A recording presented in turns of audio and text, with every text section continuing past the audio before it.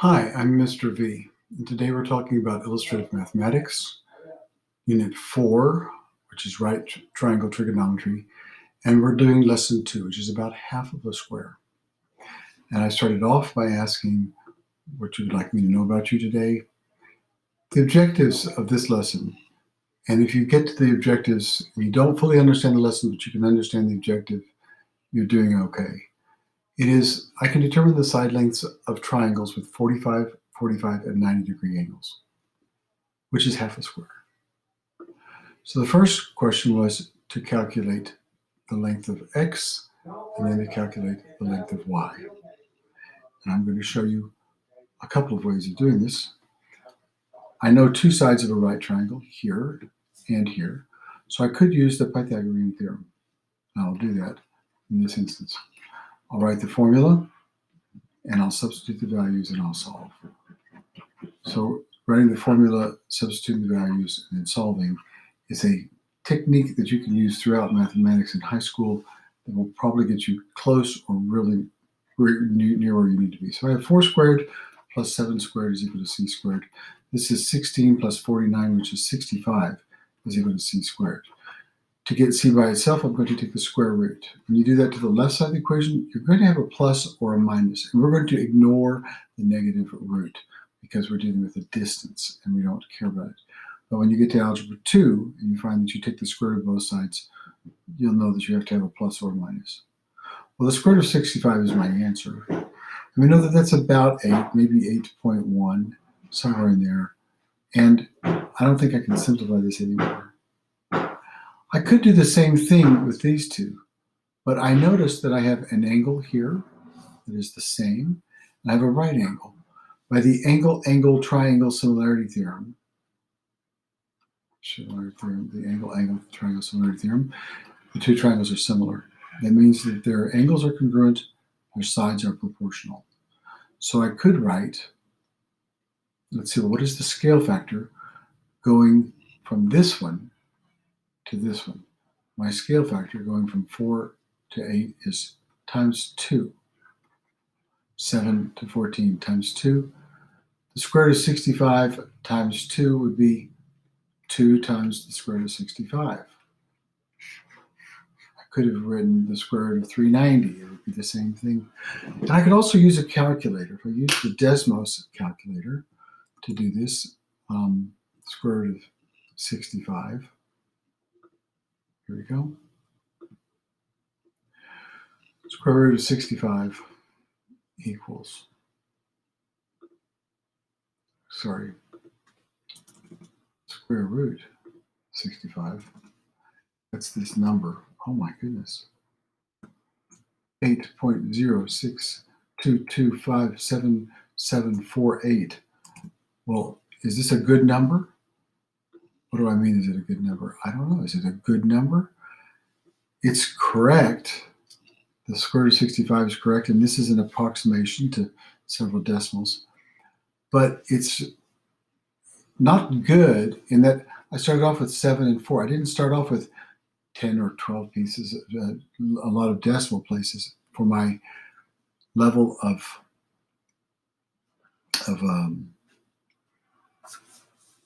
resolution. I didn't start off with this clear of a resolution. So just because you type it into a calculator doesn't make it a good number. I'm going to follow a standard convention and round this to the nearest tenth. So my number 6 is 5 or more, so I'll add 1 here. And my answer is 8.1 as an approximation. And that's what we said before. I thought 65 is a little bit more than 8, square root of 65.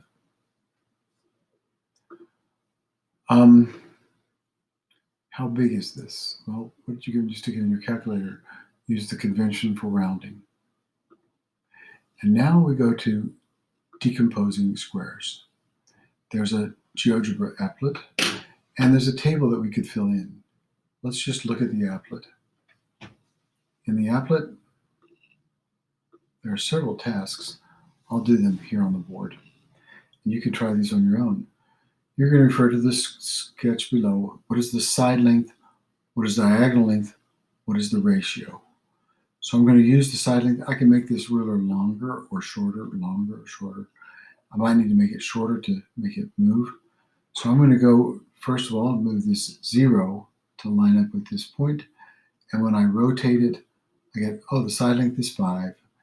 And the diagonal is about 7 point, well, if I move this up, 7.1. So 7.1 divided by 5, or 7, that's maybe 7.5, I don't know, 7.1. It's about 14.1. 14.1 is my ratio. Side length is 5, diagonal is 7.1, ratio is, it's about 7 point, it's about 1.2. Here, I need to make this shorter to be able to get it on the screen. So I'll pull this over, put it at 1, and rotate it. Here we're at 3.5, and the diagonal is at about 5. And if you do 5 divided by 3.5, you get 14, somewhere around 14.1. When we do this one, I need to make this longer to make this work. I'll move this point over to this ruler over to this point. When I do that, I can rotate it. This length is 10. My diagonal is 14.1, 14.12 actually. And if you, the conjecture that I would make, well, I would let you make your own conjecture about this. In fact, I want you to write down what you noticed and what conjectures you made. Some of the conjectures some of my students made, I will anonymize their names. Let's see. No matter what the size of the square, the diagonal will always be 1.4 times bigger. My conjecture is that every inch side length, there's a diagonal that will go up by 1.4. Okay, these are good. So here's a conjecture. The diagonal of the length of a square seems to be the side length multiplied by 1.4 each time. Can you explain it? Well, that's what we observed when we did the thing. Is it true? Do you agree with the statement the diagonal of a square side is about 1.4 times s? What about it? Is it the square root of 2 times s? At this point, I'd like to show you a square. And if the square has a side length of 1, this is my square, it has a side length of 1. This is a side length of 1. I could draw a diagonal. Notice this is a 90 degrees. If this is a diagonal, this is going to be 45 degrees and 45 degrees. This is isosceles. We know that the base angles are congruent and the two sides are the same. I can find the length of the hypotenuse by doing a squared plus b squared is equal to c squared. So I have 1 squared plus 1 squared is equal to c squared, or 2 is equal to c squared. If I take the square root of both sides, again, we have a negative. We're going to ignore the negative root. But my answer is 1 is the square root of 2. This is exact. And if we plug this into the calculator, we get about 1.4, which is close. So it's like we said before, it's going to be 1.4 times whatever the side length is. It's actually exactly the square root of 2.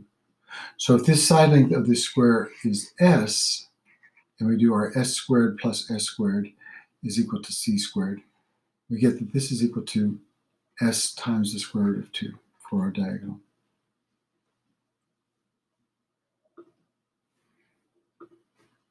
In the previous activity, you generalized. Diagonals of squares are related to the side length by the square factor by the square by the factor of 1.4, exactly the square root of 2. In this activity, we're doing the same thing, only instead of using the diagonals of a square, we're going to use an isosceles right triangles. That is a 45, 45, 90. And you're assigned to work in groups. And here's the Jamboard that we went to do this. I put different people in different groups and different people in their names. And we go to a blank one here to define the missing sides. And a lot of people went through and did a squared plus b squared is equal to c squared. So they went 3 squared plus 3 squared is equal to c squared. 9 plus 9, this is 18, is equal to c squared. And you get the square root of 18.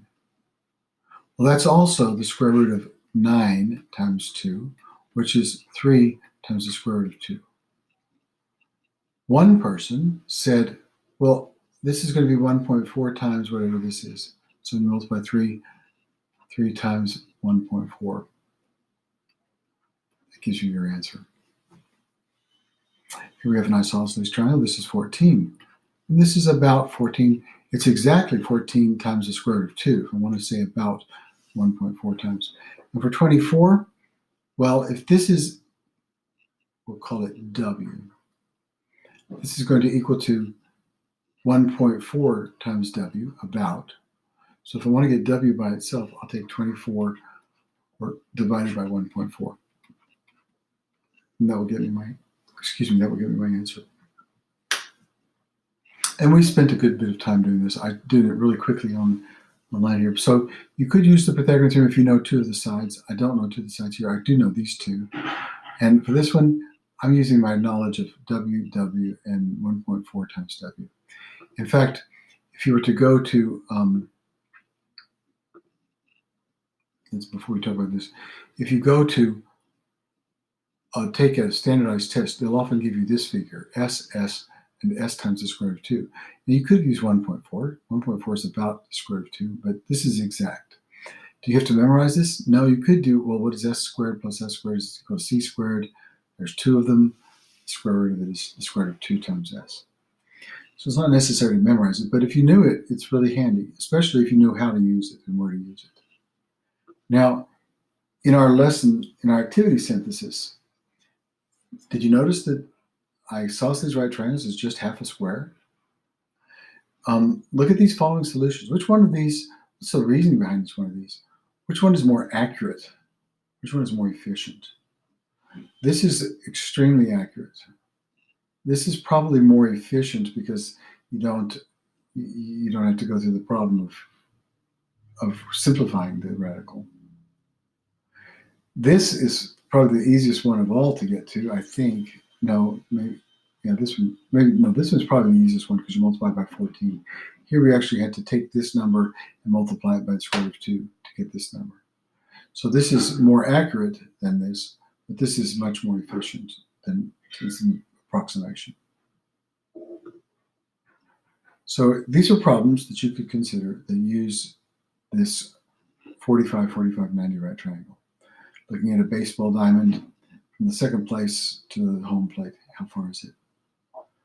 If a hypotenuse of a triangle that is 8, how long is each of the sides? A rectangle is a 3/4.